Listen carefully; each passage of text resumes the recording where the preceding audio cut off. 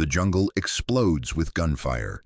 It's 3:47 a.m. on May 11, 1945, near Dingalan Bay, Luzon, Philippine Islands. Private John McKinney jolts awake as something slashes across his skull, a Japanese saber. Blood pours into his eyes. Through the chaos, he sees the nightmare unfolding around him. 100 Japanese soldiers are inside the American perimeter. They're not charging blindly. This is a coordinated infiltration attack, executed in near total silence until the last possible moment. The machine gun nest that McKinney has been manning all night, the defensive position that protects 70 sleeping American soldiers from Company A, 123rd Infantry Regiment, is now in enemy hands. 10 Japanese infantrymen swarm the emplacement, wrestling the weapon around to fire into the American lines. What happens next defies every tactical manual ever written. In the darkness, dazed from the head wound, McKinney stands alone between 100 enemy soldiers and his sleeping comrades. The odds are overwhelming. The outcome seems inevitable. Company A is about to be massacred in their sleep. But the Japanese soldiers don't know something crucial about the bleeding Georgia farm boy standing before them.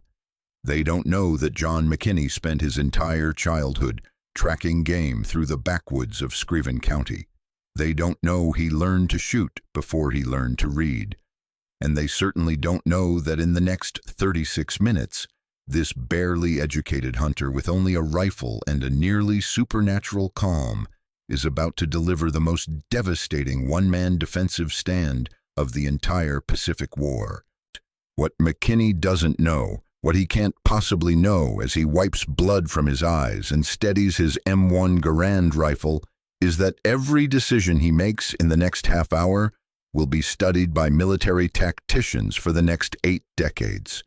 He doesn't know that his improvised combat techniques will influence modern close-quarters battle doctrine. He doesn't know that the President of the United States will soon call his actions one of the most remarkable examples of courage and determination in the entire war. All he knows is this: his friends are sleeping 50 yards behind him, and there are 100 enemy soldiers between him and them. The machine gun position must be retaken. The perimeter must hold. And Private John Randolph McKinney is the only man standing. The jungle erupts. McKinney charges forward. By May 1945, the liberation of the Philippines has become a grinding, brutal campaign that's consuming American lives at an alarming rate. General Douglas MacArthur's promise to return has been fulfilled, but the cost is staggering. On Luzon alone, American forces face an estimated 275,000 Japanese troops who have abandoned conventional warfare in favor of suicidal infiltration tactics designed to maximize American casualties. The Japanese strategy on Luzon represents a calculated shift in imperial doctrine. Traditional banzai charges, mass frontal assaults, designed to overwhelm through sheer numbers, have proven catastrophically ineffective against American firepower. At Tarawa, nearly 4,700 Japanese soldiers died in futile charges against prepared positions. At Saipan, thousands more perished in similar attacks. The mathematics are brutal and undeniable. American semi-automatic rifles like the M1 Garand can fire 40 to 50 aimed rounds per minute, while Japanese bolt-action Arisaka rifles manage only 15. In open combat, one American rifleman can match the firepower of 3 Japanese soldiers. So Japanese commanders adapt. Instead of charging into American guns in daylight, they perfect the art of nighttime infiltration. Small teams of soldiers, sometimes 5 men, sometimes 20, sometimes 100, move silently through jungle undergrowth to breach American perimeters before dawn. Once inside the wire, they target machine gun positions first, then turn captured American weapons against sleeping troops. The tactic is devastatingly effective. In March 1945, alone, The infiltration attacks kill or wound over 1,200 American soldiers across Luzon. The 33rd Infantry Division, McKinney's unit, has been fighting on Luzon since February 10, 1945. For 3 solid months, the division has clawed its way through some of the most hostile terrain in the Pacific Theater. The division's 123rd Infantry Regiment has taken particularly heavy casualties. By early May, exhaustion is universal. Soldiers stand guard for 4-hour shifts, then collapse into fitful sleep, knowing that Japanese infiltrators could breach the perimeter at any moment. The outpost near Dingalan Bay represents a strategic necessity and a tactical nightmare. American forces need to secure the eastern approaches to Manila, which means establishing defensive positions in dense jungle where visibility drops to 10 yards after sunset. Company A has been ordered to hold a hastily constructed perimeter around a critical supply route.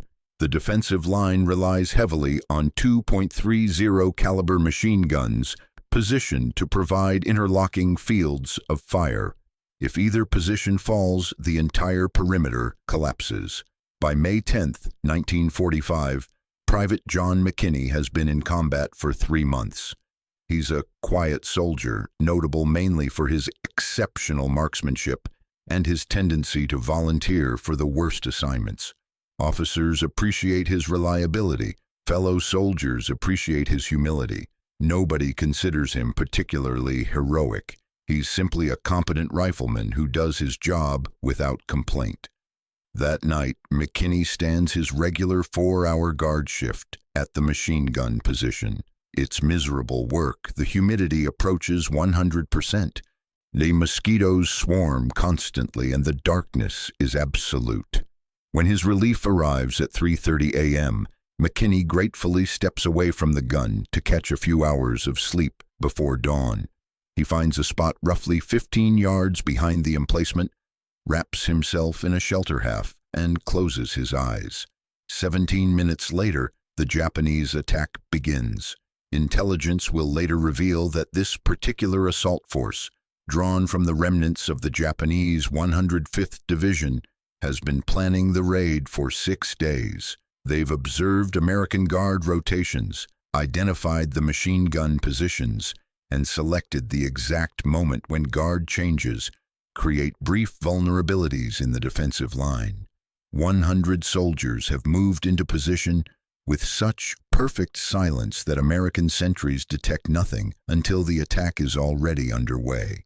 When McKinney opens his eyes, a Japanese officer is standing over him with a raised saber. The blade descends. John Randolph McKinney was born on February 26, 1921 in Woodcliff, Georgia, a community so small it barely qualifies as a town. Woodcliff sits in Scriven County, hard against the South Carolina border, in country where pine forests stretch to the horizon and the nearest paved road is 12 miles away. The McKinney family makes their living as sharecroppers, which in rural Georgia during the Depression means grinding poverty punctuated by occasional hunger. Young John attends school irregularly. The harvest schedule takes precedence over education, and by the time he's 8 years old, he's working full days in the fields alongside his father.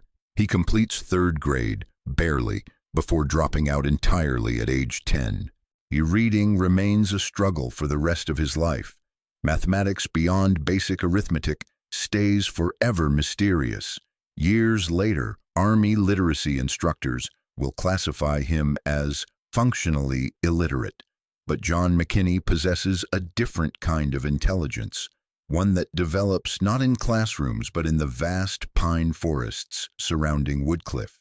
By age 7, he's accompanying his father on hunting trips, learning to move silently through undergrowth, to read animal tracks, to estimate ranges instinctively.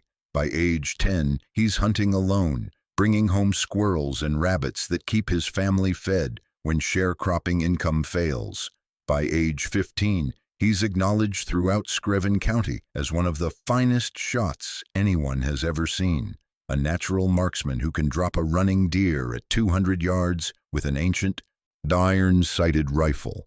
McKinney's hunting methodology develops through sheer necessity. His family can't afford to waste ammunition, so every shot must count. He learns to wait, hours if necessary, for the perfect firing angle. He learns to control his breathing, to squeeze triggers with agonizing patience, to maintain absolute stillness, even when insects crawl across his face. Most importantly, he learns to think like prey, anticipating movements before they happen, positioning himself not where animals are, but where they will be. In November 1942, with America fully committed to World War II and the draft sweeping through rural Georgia, 21-year-old John McKinney reports to the induction center in Savannah. The Army classification system immediately encounters a problem. McKinney can barely read the aptitude tests.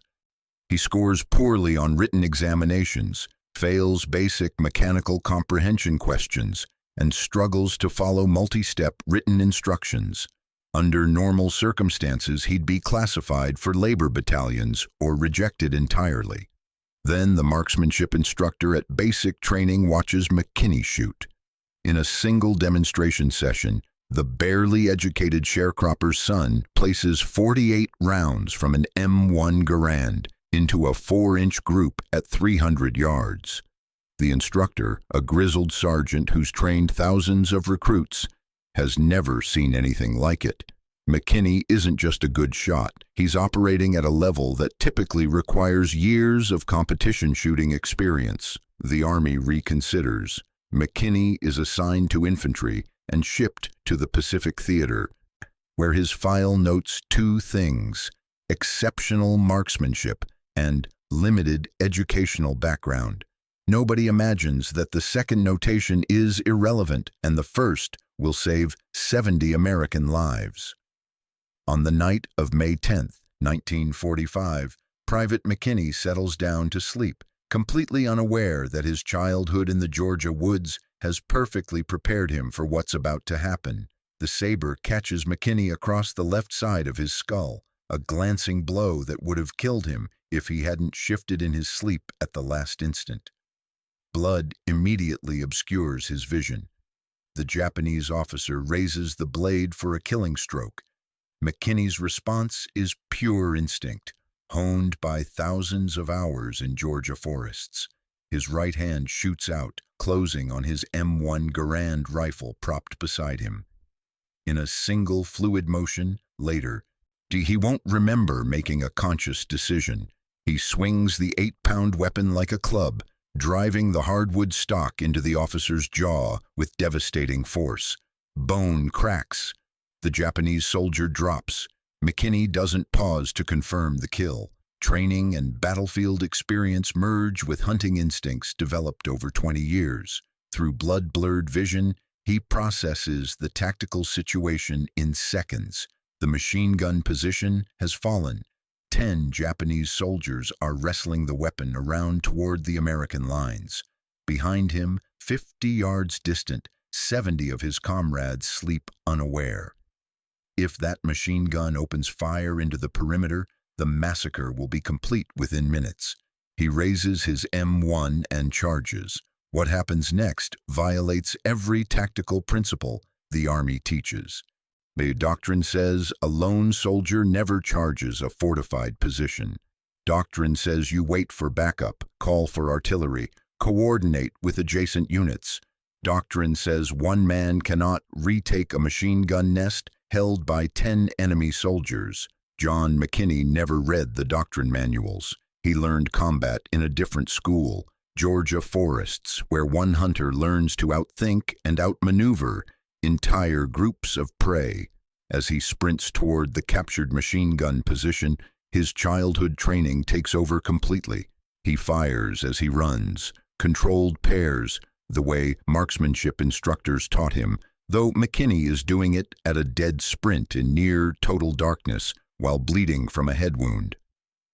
The first Japanese soldier falls at 15 yards.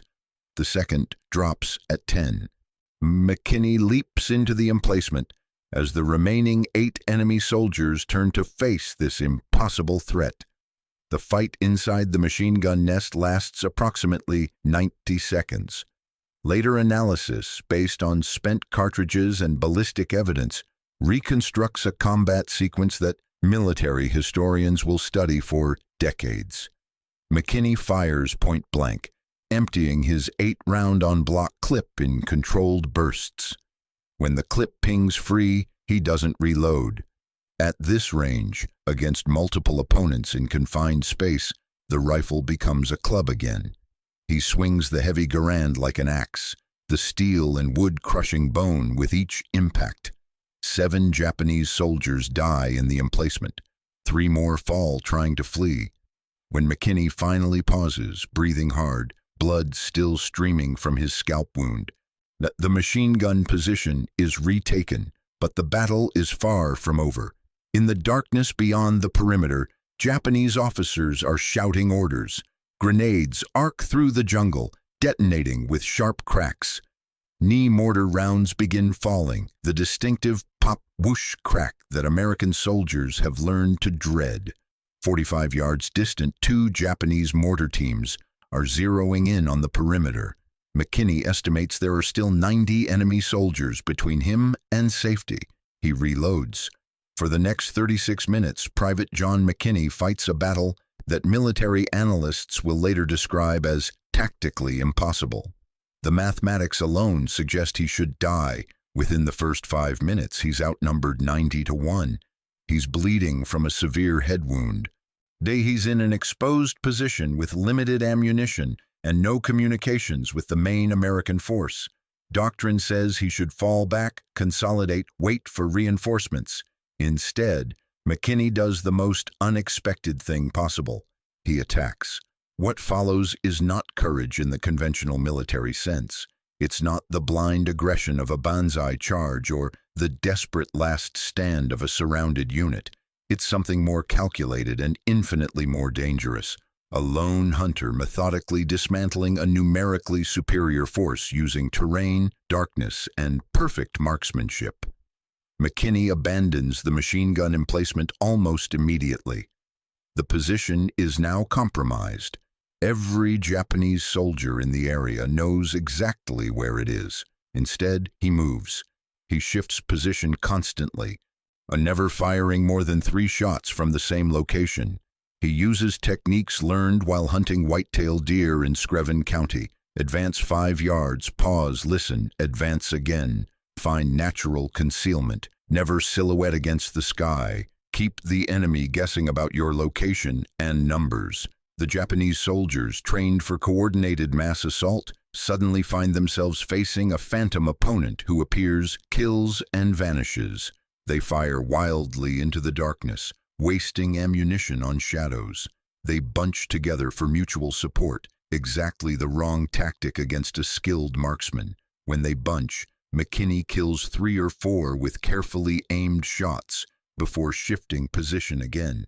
His M1 Garand rifle provides a crucial advantage that transforms the engagement from suicide into survivable combat. The Japanese soldiers carry bolt-action Arisaka rifles, devastating weapons in skilled hands, but fundamentally limited by their 5-round capacity and manual operation. McKinney's M1 fires semi-automatically, delivering 8 rounds as fast as he can pull the trigger.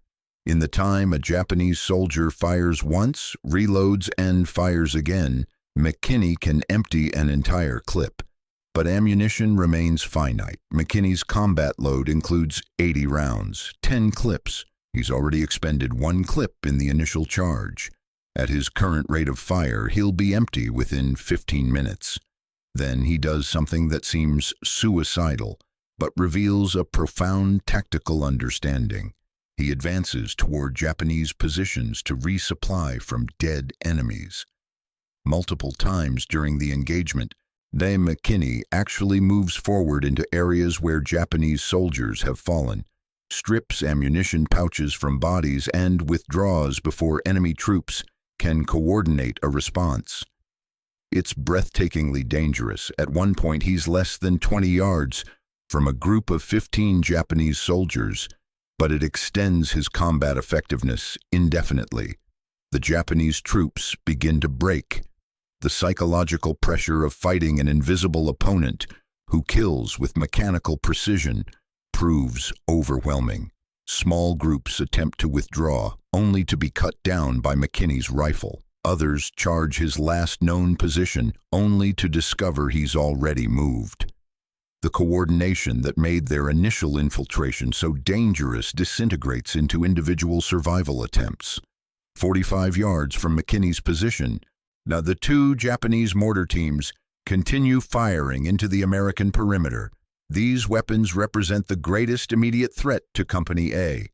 Each round falls among sleeping American soldiers, and each explosion risks mass casualties. McKinney can't reach the mortar positions directly. Too much open ground separates him from them, and the mortar men are protected by infantry support. So he employs a different tactic: systematic elimination of their infantry protection. He identifies where the supporting riflemen are positioned, then methodically kills them. It takes 11 shots. Every round a confirmed kill at ranges exceeding 75 yards in near darkness. When the last protective rifleman falls, the mortar crews are exposed. The Japanese mortarmen realize their situation and attempt to flee. McKinney drops both teams, 4 soldiers total, as they run. The mortar fire stops. The American perimeter is secure. As dawn begins to lighten the eastern sky, reinforcements from Company A finally reach McKinney's position. They find him standing calmly beside the recaptured machine gun, rifle in hand, blood dried across the left side of his face. Around him, scattered across 70 yards of jungle terrain, lie 40 dead Japanese soldiers. If you're appreciating this story of impossible courage, hit that like button and subscribe. This is the kind of forgotten history we research every week, and your support keeps these stories alive.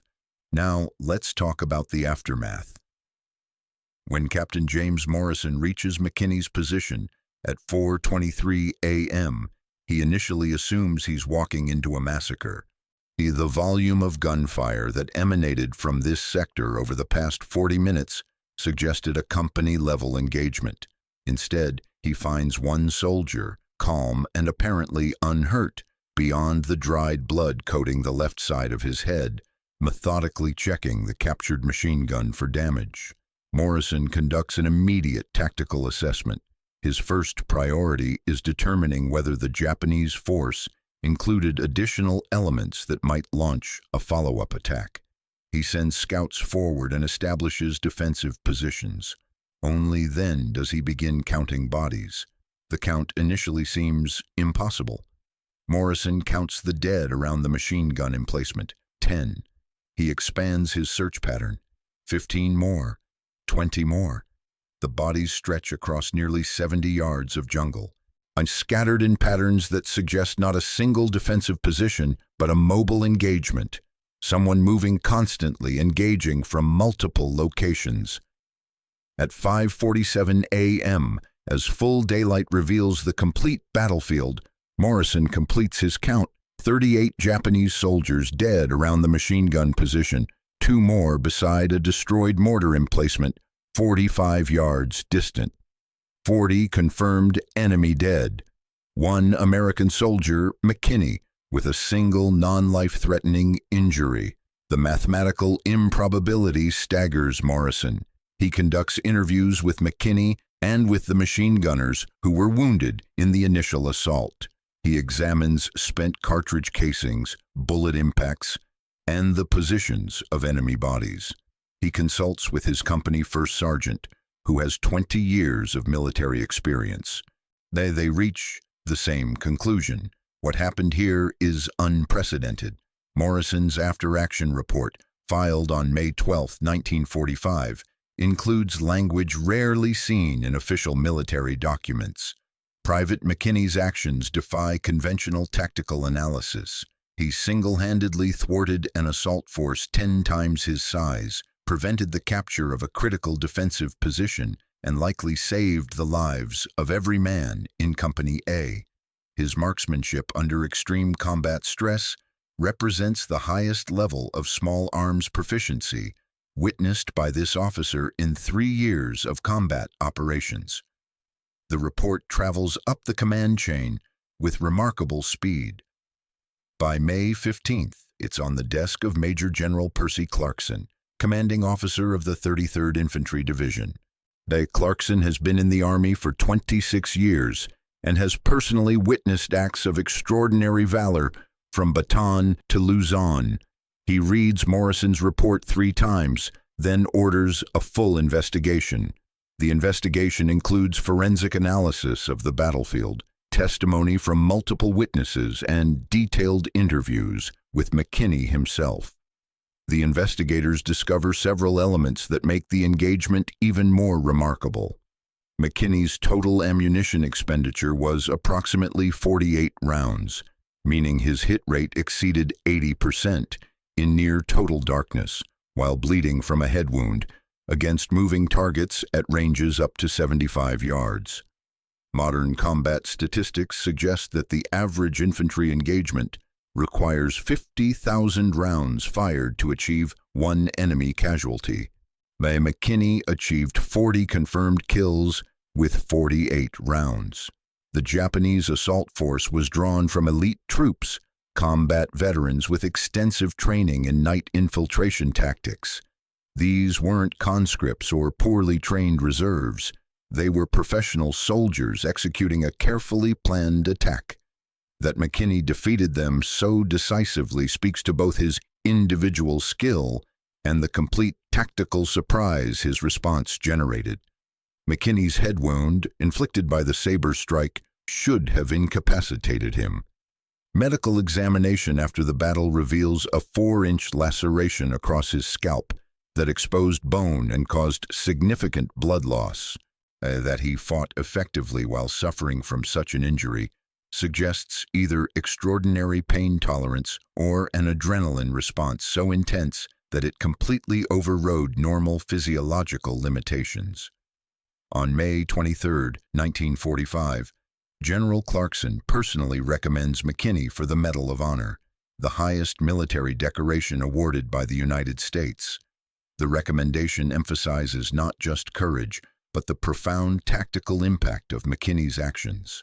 Private McKinney's defense of the Dingalan Bay outpost prevented the annihilation of Company A and preserved the integrity of the regimental defensive line.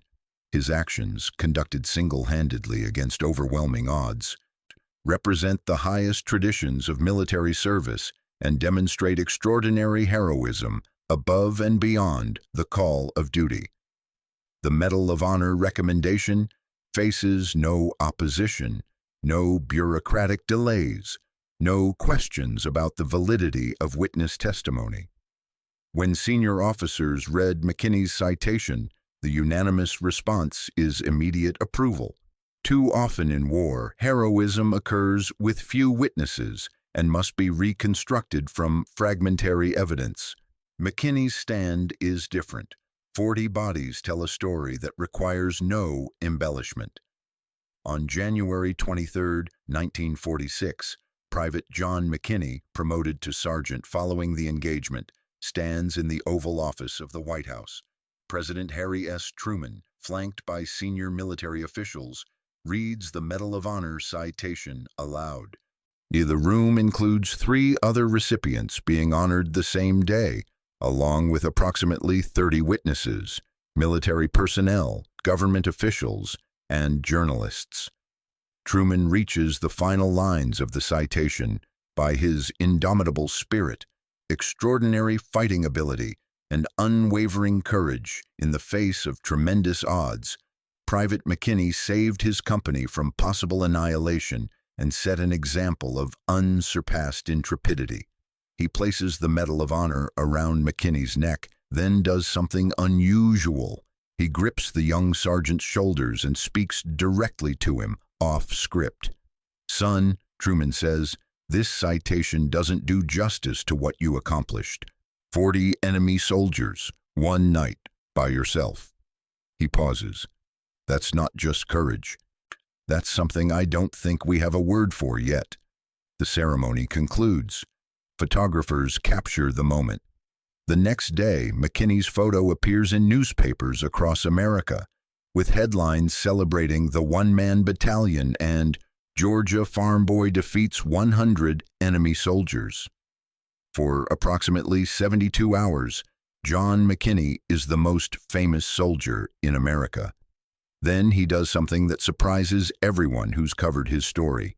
He goes home to Georgia, refuses all interview requests, declines multiple opportunities to profit from his fame, and returns to the life he left in 1942, hunting, fishing, and farming in Screven County. The story doesn't end with the medal ceremony.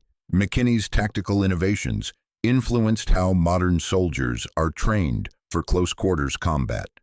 If you want to learn more about the weapons and tactics that made this victory possible, check out our detailed breakdown video linked in the description.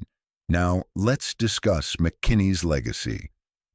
John McKinney returned to Woodcliff, Georgia in March 1946 and lived there until his death on April 5, 1997.